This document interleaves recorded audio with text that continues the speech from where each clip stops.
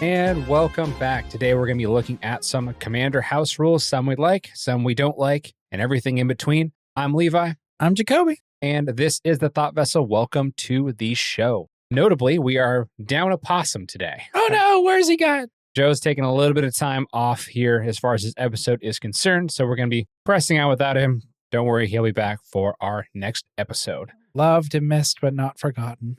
So, Jacobi, how have you been? I've been all right. Been really busy. I've been busy too. One thing that I've been kind of doing in my spare time a little bit less Commander as of now, just because it's a little bit harder to get out to the local game store, but I'm playing a lot of chess. Oh, yeah? One thing that I've noticed is with chess in the modern era, because a lot of it is just based off of data and memorization, I've really been enjoying alternative types of chess. I do too. Although I think I've talked about my normal go-to alternative to chess. What have you been hitting? If you go to chess.com, there's an alternate version called Fog of War chess. What it is you can only see the spaces on the board that your pieces can take.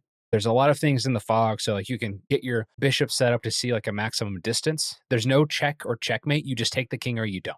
It's kind of terrifying. Like, I want to move my king, but I don't want to put it somewhere that the opponent's going to find it. And there's always a bit of an adjustment because there's a lot of like early turn traps and things you can do to kind of trick your opponent into the bishops have like sniper vision, right? Where basically, yeah, you can see me, I can't see you. But setting them up, if your opponent's doing the same thing, you'll end up getting your piece taken. And sometimes it's like, oh, my rook got taken, but I don't know by what. It's just really entertaining to play. I've had a lot of fun with it. And it kind of made me think about some different alternative rules and house rules and stuff that we do with Commander. Because I think at some point, when you play enough Commander, it's kind of fun to just add little restrictions here and there or change the rules a little bit just to kind of make it so it's a little bit less routine. It's nice to have all the fun, cool stuff every once in a while, but sometimes a challenge is fun. And just to shake things up. For example, we're just going to kind of go through some different house rules we've either heard about, we've played ourselves, and just kind of go if we like them or we don't like them. I've got a couple here that I really enjoy that my friend implemented more often than not. Let's hear it. What you got? First one is take out like Soul Ring, any 1 mana or lower rocks or ramp that isn't just over the top. So no Dark Ritual, Soul Ring, no Mana Crypt, Mana Vaults, even any of the ridiculous ramp, and kind of just very slim pickings on the secondary ramp. The primary of your ramp has to be 3 mana or more. Interesting. In those kind of environments, do people actually do anything on their first turns or just a bunch of land pass? There's a lot of people who play 1-drop dudes, not like Birds of Paradise, just like Ocelot Pride. There's more emphasis on things akin to Sarah Ascendant, but not always obviously Sarah Ascendant. Oh man, I can imagine in an environment where you can't play any early turn ramp, a Sarah Ascendant going unanswered for a few turns. That's terrifying. There's also a lot more with the deck text that we had. Instead of a lot of crazy ramp, there was more early interaction. You'd have to. And then a lot of early, here's something to interact with. With that type of environment, do you see like a change in priority? Like, I'm assuming red and green would be better. Not necessarily. You're lower to the ground. It's going to be harder to play like a 7 or 8 mana Commander at that point. So the big thing was in that environment, we chose slim pickings on 2 mana ramp at the time. The green player wasn't playing Nature's Lord, 3 visits, and this. It was maybe one of them. And everyone else had like a signet. But the green player, once they hit turn 3, then they were more likely to ramp because they had Cultivate, Kadama's Reach. Then they could build into it. It felt like the same pace as if you didn't have those things for the green player. Their pace didn't change. It just evolved differently. They went from ring into 2 mana ramp, 2 mana ramp, 3 mana ramp, into just other things became, play a dork maybe. Or at the best, usually it was, they didn't ramp, but it was like a 2-1. Some nonsense in green. Anyways, point being, a beater over just ramping. Sure, I guess that makes sense. I think the first one that I liked, and I think it's a way to kind of simplify the game, it does speed things up and it does shift priorities a little bit in Commander as far as the different archetypes. And that's a cumulative commander damage. Instead of having to keep track of each person's commander damage, or in worst case scenario, you also get partners involved in that too. So you could have up to 6 different individual creatures you have to keep track of damage on. Right. Just you have 21 collective commander damage. If you get hit for 21 across the board, you're out. I don't necessarily like that, but I'm also of the mind that there's a good chance somebody's just going to be like, yeah, 16, and someone has that really small one of flares just enough to kill you anyways because it was funny and not because it was good. Well, it's possible too. And I think it also, when you have that player that's still technically alive in the game, but they're really not doing anything, like the I'm dead in the water, I'm just going to try to help the table beat the big bad. Having a legendary creature that you can chip in with to kind of get over the top is, I think, is helpful. Yeah, and then you king make. Well, I don't think it's a king make as much as just like, let's try to beat the big bad guy. And then the other two people that are way ahead of you, they're going to duke it out. And you're just kind of, Yeah, you just kind of exist. replace villain number 1 with villain number 2. Cool. That's half of what Commander is. Just like spite killing the top threat, no, threat 2 and 3, figure it out. So, I guess. granted, I don't get a lot of chance to do that in the Azorius colors. It's more just, all right, I'll nuke the board, I guess, or something. Defense wins championships. That's the important part. If you say so. Next one that I have, at least, and then we'll kind of circle back to you, is one that we've implemented a lot more. And I think it's a really good one as far as time saving is concerned. Looking at the top 10 cards and putting 3 back for your 7 versus the constant mulligans. I like that. I like it a lot. You have to be more careful with this the higher bracket you go, because 4s and 5s can really abuse this. But like at the lower level, in the top 3 cards, I might have had that second or third land that would have made this keepable, kind of a thing. Most of the time, you don't have to mulligan ever. Like usually in the top 10, you can have enough to make a serviceable hand. Sometimes if you're being a little bit greedier with the mana base, you might have to go to second hand, but for the most part, it helps out a lot. And it gives everyone a bit more of a functional opening hand. So when you're going into the game, you can actually have more interaction and things like that. Yeah, let's a meme be more memey, and I like memes. What was your second one here? My next one was the big bad version of home rules. Starting the game with like a land in play. Having a tapped land, don't untap it on your first upkeep. Have a little bit of a faster bringer around. I think so. Because most games, especially in like brackets 2, maybe 3, and definitely in 1, it's a lot of like land pass, land pass, land pass. So getting a chance to have everyone with that. And then I'm assuming with having basic land, you can color fix a little bit too. Where it's, oh, my hand doesn't let me actually cast anything, but I can go get that forest or island or whatever it is I need into play, then I can kind of work its way out from there. That'd be cool. Do you think there would be any downsides to doing that? The deck that is going to have turn 1, turn 2 plays is going to definitely just go off real good. That is fair. If you have a turn 1 Soul Ring and you have a land to play to begin with, then turn 3, you've got 5 mana if you get your third land drop, and that's without any other signets or anything else coming. Could be some trouble. Could be a catastrophic, I have Elish Norn turn 2, and it's like, ugh. Definitely could be. Something to keep in mind for sure. Next one that I had that I've seen, and this one I find kind of interesting. It's more along the lines of trying to make things faster, and that's life totals start at 30. Just kind of a way to kind of streamline the game a little bit, because you have a lot of decks that will use life as a resource and just kind of like, I'm going to go and put 20 mana into Necropotence and get 20 cards, or just straight up ignore combat attackers coming at them and just eat the damage. And it's a way to kind of make combat a little bit more consequential. I suppose. Although we still have Winota out there, we still have combat-centric decks. Voltron decks are a thing. They don't always have to rely on commander damage. It definitely favors aggro more, but I think in the current commander landscape, we have so many, at least in the higher brackets, we have so many combos just running around that I think aggro and more combat-centric decks getting a little bit of a help would be a good thing. Yes and no. I think the issue is that we don't differentiate between the fact that being an aggro deck does not mean you don't stop combos. It just means that you have an aggressive forefront and then you hold back enough resources to be like, oh, that's a combo piece. Here's a counter spell. We still should do smarter plays even with aggro. One that I have found that I think could possibly be consequential. I haven't seen this one played out yet, but it's the Temple Bell rule, where each player on the table has the ability to tap a Temple Bell one time where everyone draws a card. Everyone gets a chance to go one card deeper. But I feel like if you're in a position where you need to go one card deeper, you're probably behind, and this also puts the person ahead of you one card more in their hand. A little awkward. Feels like it should be more like Quain instead of Temple Bell, but even then. Can you go into a little more detail with that one? You know what Quain does? He is an Azorius bunny that says tap, each player may draw a card. Well, I think most people would take it.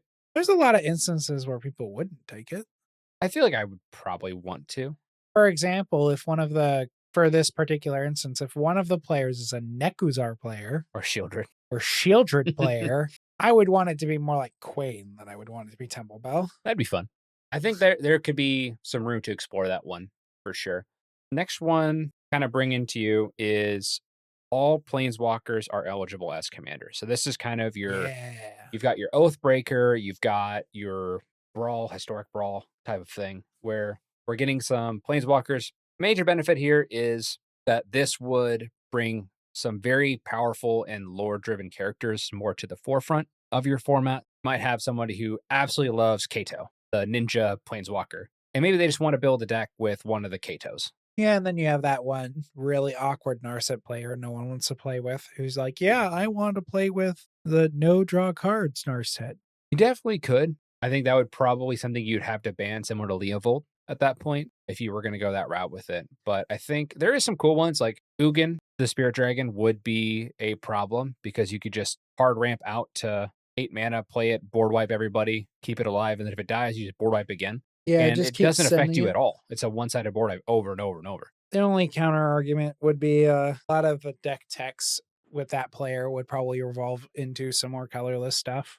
Another consequence too is like we do have Brawl and Oathbreaker that lets you do these kind of things. I love Oathbreaker. It is a very, very fun format. It comes at you quicker than Commander does because you have less life and you kind of have to be more intentional. And you have with the your stuff. signature spell too. But it's neat. It's a fun little format. I enjoy. There's certain characters that I love to pieces that I love getting a chance to kind of build around a bit more. I have been having a lot of fun with it, building stuff. I've got a Oathbreaker deck that I'm working on that's going to be like a mono green draw go with all the mono green goodness and just basically just playing on instant speed at all times. Could be very, very fun. Kind of a what lurks in the jungle kind of a vibe. But I think planeswalkers do deserve a little bit more love than we currently give them in Commander, but I don't know if getting a lot of those in the command zone, just because I think there is a lot of ways to abuse that with some of the different planeswalkers. Yeah, absolutely. Next one, and some of these, it's kind of hard. Like one thing that I've seen was commander damage doesn't exist. Yeah, I know there are people who like that. I don't. I don't even die to commander damage really often, but I do watch and tally it. I think it's weird to not, considering it was one of the founding ideas behind the Elder Dragons is they hit you 3 times and you die. And that's very fair. And I've been in different shops that didn't count for commander damage, which I didn't find out until I was in the middle of the game and I thought I had died. And they're like, no, what do you mean? You're still at whatever amount of life total. I thought I had been taken out by lethal. And that just so wasn't the case. But it puts a lot of different combos in a point of win condition. Like if you get to infinite life, it's either they mill you out or you just outlast everybody. Or a combo gets you. But normally, if you're not doing commander damage, you're probably not playing in a combo-centric pod. I think my other issue with it is that some commanders just lose a lot of relevance for something like that. Voltron gets way worse. It becomes nearly impossible because if you're playing without it and you know you're playing without it, most people are going to implement some kind of life gain. Oloro and Samwise and Frodo, these are substantially harder decks to deal with. I've been in games in which someone has gone to infinite life. Like, all right, well, I guess we're on the commander damage plan. Yeah, and there's also just like commanders out there that gain you ridiculous life or have just lifelink inherently. They just, the way that they change the game if there's no commander damage is, I don't think, positive. There are exceptions, in my opinion, to this rule, but not for the good reasons. I would like to have more instances of Yidris, who's a 5/4. I'd like to do more of his triggers and it not be terrifying because it's 5 commander damage. But I don't think that rule would inherently help the health of that game if I'm having to. I mean, most people I feel like are going to do everything they can to stop you from doing Idris Cascade things. A lot of the bare minimum reason is it's 5 damage. It's harder to politic with it for sure. It does hit you pretty good, especially if you're getting double strike on there and things like that. And some people do house rules like putting cap limits or kind of bans on certain archetypes or strategies. We're even seeing that with brackets a little bit with you can only have a few, which for the sake of the argument here, I'm going to assume few means like 3 to 4. Few tutors, few extra turns, board wipes, etc. I'd go 3 to 5 is enough. I'm not a huge fan of like hardcore house ruling against certain things, just because when you look at Magic at its core, everything is kind of a giant game of rock, paper, scissors, right? Everything has an answer somewhere. Whether or not it's viable enough to run it depends. If you take out one of the options, if I'm playing rock, paper, scissors with you and I say, okay, rock is banned, it's too good. You're going to throw scissors every time because you're either going to tie or win if I throw paper. You have to have everything in play working together or else it's not going to work. That or you could just be really cool and add lizard when no one was looking. Lizard out of nowhere. Smash them scissors. Get them. Overall, I think that I'm not a big fan of just archetype bans altogether. If we ban typo, I'm okay with it as long as we ban the elves. You and your elves. I hate them so much. I play a lot more typo than most people do, just because one of my favorite things about Magic is lords. Creatures of this type get this, or they get the +1/+1. I really enjoy those cards, so I like playing different typos because Magic does a really good job of making these different creature types play different or feel different. If I'm playing a dragon deck, it's like big, strong, scary, like I'm getting out in front of you doing stuff. If I'm playing my fairies, it's very manipulative. I'm going to do stuff on end step. I'm going to send attackers different directions. Very like sneaky. It's really fun kind of diving into the flavor a little bit of these different creature types. But I do enjoy that. Elves, very, very strong. I think I want them to burn. Every format that can do like an elf deck is doing an elf deck. I hate it. And some people absolutely are obsessed with elves. And that's their favorite thing. They love it. Yuck/yum. It is what it is. Next one I would say is one that I think is my personal favorite. And I've actually implemented this house rule myself and just not told anyone before. I don't have to deal with it as much, but if I had a fast mana piece in my hand, Mana Crypt, Mox, Jewel Lotus, that card doesn't exist until turn 3. The turn 3 Soul Ring, like I can move myself up a little bit with ramp acceleration, but it's not going to be as devastating as if I hit on turn 1 or 2. I might actually try implementing some of that. And it's a way that you can kind of keep some of those cards in your deck, kind of mitigates the power level. But I think if you accelerate yourself drastically, but everyone's already got 2 to 3 mana on the board, the Beast Within that they have in their hand might be more effective. It's harder to run away with the game. That might be fun. That might be something I talk to my pod about doing more often. Is like, hey, if you have these, just can't play them till turn 3. And it's a good way to not restrict because I play in a lot of different pods where this pod doesn't like Soul Ring, but this pod, if you're not playing Soul Ring, you're in trouble. So it just kind of depends, and brackets can only take you so far. That's something that I've been personally doing for a while now. And then occasionally you just have those pods like, well, we're just going. Yeah. Or if I think that the pod can handle it, like if there's like some very aggressive decks, I might be like, okay, well, I know they have the capability to deal with this. I think another fun little house rule is winning deck rotates. Winner walks, I like to say. The only downside is if you only have like one deck and you're not in a position. Start borrowing them decks. I love to borrow decks. It's a lot of fun. I've got a couple of players that I play with consistently that like, it's kind of funny because every time I'm thinking about building a deck, they already have it. So I'm like, well, I'm just not going to need to build anything. I'll just keep borrowing the decks. Yeah, just let me see. Let me get a snack. And there's every once in a while it's like, I'm just going to check in with this guy to make sure he doesn't already have this deck that I can just borrow whenever, just to not have the time commitment or money commitment on putting those things together. Sure is my buddy's Soul Tie deck right now. It's a lot easier to not get salty about a deck if it's like, okay, that happened. I don't have to worry about that thing for the rest of the night. It's out of here. Be gone. It did the thing. Sayonara. I get kind of bored as is when I'm playing Commander, where like I will consistently rotate unless I'm like playtesting something. And I'll tell the table head, I'm like, hey, I'm playtesting this thing. I'm getting a few games with it just to kind of get some feedback on some cards, see what works, what doesn't. But I like the concept of winner walks. I think it's something that more people should do. It's just a general house rule. Because the last thing is somebody wants to do is if something is winning, they're going to be a strong deck. No one wants to get stomped by the same deck 3 times in a row or whatever it might be. If you get to the point of completing the hat trick, like you probably just need to find a new pod. Yeah, I think that's a fantastic one as well. Is there any house rules that you've seen that you're just like, I think that's absolutely bonkers crazy? There was one house rule I recently partook in, and I will never do it again, ever, which was start the game with your commander in play. Why?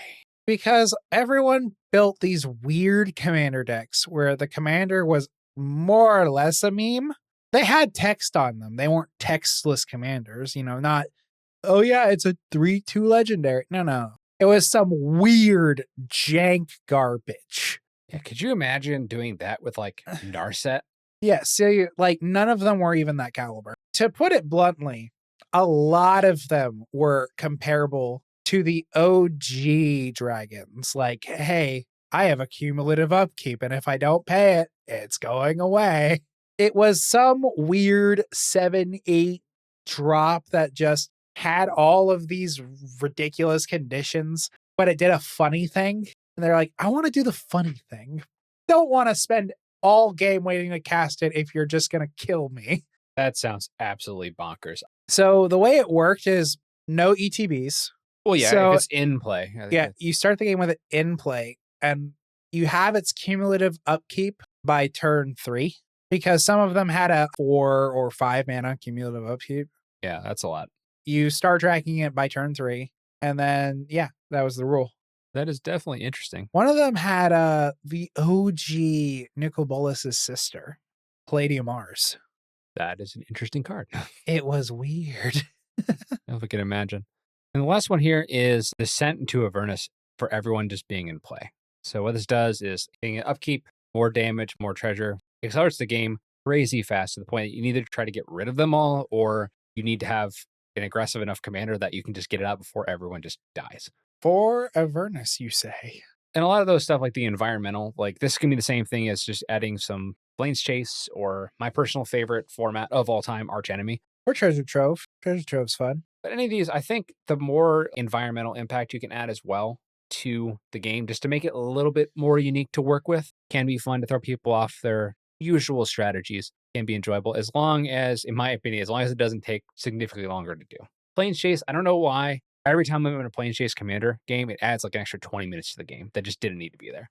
Yeah, because everyone gets really bent out of shape and have to like pay all of their mana to get off of one plane. And there's some of them, it's like, oh, all creatures get +2/+2. Token Boy over there is going to go win on his turn if we don't get out of here. It can be interesting, but yeah, that definitely adds a lot more time to it. Just let me make 40 plants. Yeah. Oh, what's that? They're suddenly buff. We'll go ahead and move on to our brand new game that we're having. Trying this out today. So let us know in the comments below if you like it. It is main deck, sign deck, binder. Some people also know it as F Marry Kill. Concept is we're going to name 3 things in the world of Magic, and we're going to say which one is a main deck or most favorable. Sideboard, which is something we like, but not as much as the main board, and something in the binder that is just going to go away. We're not using it at all. We'll go ahead and jump into this one. So first one we have here, Jacobi. Main deck, sideboard, binder, brainstorm, ponder, preordain. So for each of these, for our listeners at home, brainstorm is draw 3 cards, put 2 back on top of your library. Ponder is you'll get the top 3 cards, you can put them back into any order. You're also allowed to shuffle, and then you draw a card. And preordain is a simple scry 2 and then draw a card. So we're looking at this as it's a typal commander deck that can get some synergies, but it's more like along the fact of you cast an instant or sorcery, and they're all 1 mana instant or sorceries. Ponder's in the main board. I like me the chance to shuffle if I don't like any of it. Brainstorm is probably in the binder. So that puts Preordain at the sideboard? Yeah. Preordain, I like scrying to still get to the top or bottom. You still draw a card. I'm putting Brainstorm in the binder because if I draw those 3 cards and I look at 7 lands, I get to continue to look at 7 lands as I put 2 lands back on top. Yeah. And I can't put them anywhere else. Of these, Brainstorm, I think in my opinion, I think it's the best card, but you have to have things in your deck that make it worthwhile. If I'm going to be playing Narset, I love a lot of these cards in Narset because I can kind of see what's coming. I can put things back. So Brainstorm, phenomenal in that deck because I can draw, put my 2 biggest bombs on top of my library and then get to cast them for free. It's great. But I'm a little more biased towards the scrying because I can get things out of the way. So I would go Preordain, main deck, ponder, sideboard, binder with Brainstorm. I have brainstormed a miracle card for the funny ha-has at least once, but it's just not my repertoire of cards I go, oh yeah, out of the 3. Totally get it. I love Brainstorm as a card. It's one of my favorites, but you have to have reasons. I'm going to use Brainstorm, put 2 on top, and then I'm going to crack this fetch land, shuffle everything in. There's a lot of good ways to use it, but I think that you have to add a little bit more to your deck to make it worthwhile versus the other 2. Next one, we're going color combinations. We're doing Ravnik and Guilds. Main deck, sideboard, binder, Boros, Selesnya, Dimir. Okay, let's see here. And this is, of course, for those listening, Boros is our white-red. Selesnya is our white-green. Dimir is blue-black. I think I'm going to binder Selesnya immediately.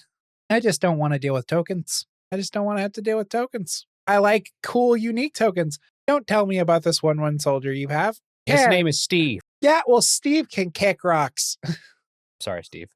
The other two are really hard, though. I don't know where I would put Demir. I guess Demir would be sideboard. Side note, if you're ever playing a game and you want to know the type of people you're playing with, give all your tokens names and backstories. And to see the amount of players are like, oh, I don't want to kill Steve. And the amount of one's like, that guy. Yeah. I am one of those people in a positive board state. I will listen to them naming their tokens and I will Wrath of God anyways. Like, oh, that's sweet. Die. But you have foreign clicks out. I want Steve gone. Be gone, fell demons. Kind of reminds me of the Flump with Everett. I always use it as like a political card, like, hey, if you have like a 3 power or less, swing at me, we each get to draw a card, kind of mutual thing. And for some reason, he would kill it every time. Boy hated the jellyfish. He did not care if he had 20 vampires on board. He would Wrath of God everything just to kill the freaking Flump. What was great is I remember putting it in a deck that had the ability to get stuff back from exile or a graveyard. So like I was making so many misplays just to keep that bastard coming. Like you would waste it all just for the Flump. We're going to go attack the Flump. Oh, not this giant commander that's about to kill everybody, not Coma or whatever. No, we're going after the Flump. It was just kind of running gag in the thing. Like, of course, every deck I had white had the Flump on the off chance that I could get it into play and mess with them. Every time. But it was great. Big anti with token. So we have that right now as your binder. So Boros and Dimir, we've got main deck and sideboard left. I guess we're going to main board the Boros. Nothing beats a stabby boy with some interesting battle tricks. That's fair. Punchy bunnies. I see where you're going. Me, personally, I would do Boros in my binder. And then I would do Selesnya at sideboard because I do like a good amount of stack stuff. And Selesnya's got a lot of those. And then I'm going to main deck Dimir. As of late, I've been building a ton of like Sultai and Dimir kind of stuff recently. I've been having a lot of fun with it. I just put together a Rima commander deck, and I've been having a lot of fun just casting everyone else's instant sorceries and just causing a bunch of mayhem. It's been a good time, and Dimir is a good color combination to do that. There's some irony to be had that I've been playing a mega ton of Esper, and I did not main board Dimir. Yeah, that is true. You have been on the Esper train pretty hard, which was Esper, as I like to call it, Azorius plus black. Yeah, I guess. And that's where we're at. Let's look at some 3 colors now. Main deck, sideboard, binder, Naya, Jund, Abzan. Oh, boy. For our listeners at home, Naya is green, white, red. Jund is green, black, red. And Abzan is white, green, black. Let me think here. I guess we Jund them out. I like Goyfs. Okay, Jund main deck. Jund main deck. And then we Abzan into the binder. And Naya sideboard. Naya sideboard. For me, I think I'll do Abzan as the main deck. I've had a lot of fun with some different stuff in the strategy. My wife's deck that I built her, which is a sure is Abzan, isn't it? Timna Kamal Humans deck. It shows as a power bracket 2 right now. I haven't played it in long enough to see if that's justified. No. It's not doing anything too crazy. If we're going to talk what I think it is, it's definitely maybe low to mid 3, but definitely a 3, in my opinion. You can definitely do stuff with it. If opponents can get blockers out, it starts to struggle a little bit, but it's decent. Has a lot of synergies. It's a good deck, but Abzan in general, my Goyf's pretty good, I'm sure. Sure does. Abzan at main deck. I would do Naya at sideboard and Jund. For some whatever reason, there's no commanders in Jund that I'm like excited about. So I never end up building Jund. See, I've got Shattergang that I'm really enthralled with. Goyf's, as I keep mentioning, because I love Tarmogoyf Tribal. God, Disa, you are a beacon of hope in my life. Yeah, those are fine. I just don't play a ton of Jund. I'm hoping at some point then we get some kind of weird political Jund deck or something I can kind of dive into. But right now, I just don't have much interest. You could do Shattergang. That could be political. Possible. Yeah, I would have to look at it in more detail. But when we're on the topic of archetypes, I've got one for you here. We've got main deck, sideboard, binder, control, Voltron, Storm. Well, I know where Storm's going. Slap that right into the main board. That's fair. So without question. Storm main deck. So we've got sideboard and binder. And why? I think I'm going to sideboard control because it's really hard to play a game if you can't do anything to other people. And just binder Voltron because I've had one too many slicers just immediately murdered and or just thrown out of the game. And doesn't work. For me, I'm going to put Storm in my binder just because I love making a bunch of game actions over and over, but I feel like the time equity causes a lot of people just to attract hate. So I'd probably keep it off to the side. I would main deck control, which if anyone knows me, that's no surprise. Love my Azorius control of doing, keeping everyone in check, not too crazy. And then it's fun building a just big ass creature and attacking with it. So Voltron is definitely up there for me. My man's out here throwing shade at me, saying that I take forever. Joke's on you. I'm the fastest Storm player you know. That's like saying you're the fastest turtle. I'm the turtle with roller skates. Don't even start with me. Some turtles can move, though. Yeah. But you get something that goes super fast. I remember, like, my dog living in Illinois was attacking this turtle that was in our yard. He was biting his tail, and I shit you not, this thing would jump in the air, hit a 180, and try to bite him. It's like the thing with gators. People think, oh man, they're just slow and annoying. They don't realize that there are variants of them that can gallop. You got to run sideways with those. You can't even, no, that's terrible advice. Do not run sideways at gators. They will just pivot on you. They have a hard time pivoting. No, they don't. That's a myth. I'm just going to keep my ass out the swamp anyways. It's fine. There you go. Just don't be where they gallop. That's all you got. But yeah, so definitely main deck control, sideboard, Voltron, binder, and storm. Number 5. Get 3 off of the game changer list. Main deck, sideboard, binder, Smothering Tithe, Cyclonic Rift, Rhystic Study. Oh, this boy. hurts my soul. These are all fantastic Azorius cards. Yeah, well, they should go away. Let's see here. Never. This is rough for me because it's basically removal, card draw, or mana. And I don't like having to pick. But I guess I would mainboard Tithe because it's the highest tax. Probably sideboard the Rift because it's the least amount of counterplay and that just feels unfun to me. And sideboard Rhystic because of the 2 taxes, it's the easier to pay, but also I value resource over cards. I'm weird. I don't care that I have 4,000 mana and no cards. I will cast whatever I draw. I'll be curious to see what you think mine is here. Oh, you definitely put Rhystic Study either in the sideboard or the main board. I'm pretty confident Psych Rift is in your binder. I can't decide if Tithe is sideboarded or not. That's the problem.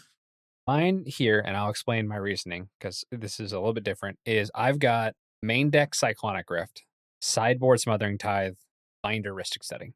Blue is very good with card draw. So I've got a lot of different options, artifacts you can cast and things like that that can add that extra card draw. And I think of these 3, it gets the most hate throughout the turns. Like, all right, I'm going to just attack the Rhystic Study player. Smothering Tithe, getting the ramp, especially in white, can be a little bit harder to do. So I like having that treasure token output. And most people will try to pay for Rhystic. They're not going to pay for Smothering Tithe as much.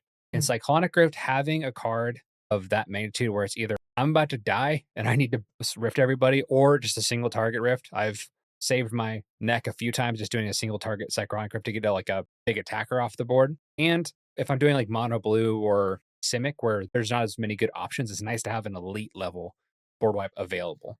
It's one of those cards I feel is so overrated. It's good. I hate it. I would be happy to see it gone. But also, mono blue players, wherever you're at, I feel you. It's hard. You can either do Etherize and remove all attacking creatures. You can bounce all non-blue, but the Dragon's going to keep his Dragon on the field or whatever it might be. Yeah. So it's harder to... Mono blue players suck, I understand, as far as board wiping. However, we live in a day and age where mono blue is just not typical. I play a lot of mono blue, but I wouldn't mind seeing, okay, go ahead and ban Cyclonic Rift, but bring it back without the single target and make it sorcery speed. It's minimum going to be bracket 3. You can't do it in bracket 2 or bracket 1 anymore. Those are upgrade precons. Most of these decks are going to be having to expect that it's coming. I think of the 3, that's the one I would want the most because I can get ramp and I can get card draw off a lot more cards where I'm going to be a little bit more limited in board wipes, especially stuff that is asymmetrical. I suppose. What's next on the list? Next one, we're looking at some typal action. So we've got elves, elementals, and goblins. Elementals, main board. Do you have to ask me where the elves are going? Straight to jail. Oh, yeah. Okay, so they're bindered, which means we've got goblins at sideboard. Oh, yeah. For me, I would do elves main board. That's one of my Oathbreakers decks right now is an elf ball deck. Elementals I would put at sideboard, and I'd put goblins at binder, just because I have a Krenko deck and I've played it for years. I don't really get a lot of excitement because every once in a while we'll get like a new goblin and I'll play it again. I've just kind of been doing the goblin thing for long enough that I don't have as much interest in. I'm going to keep it off in the binder. If I'm playing 10 games, I'm probably not reaching for that deck. I'm going to look at you continuously with disgust. They can't see that I'm looking at you with disgust, but I am. They can hear the disgust.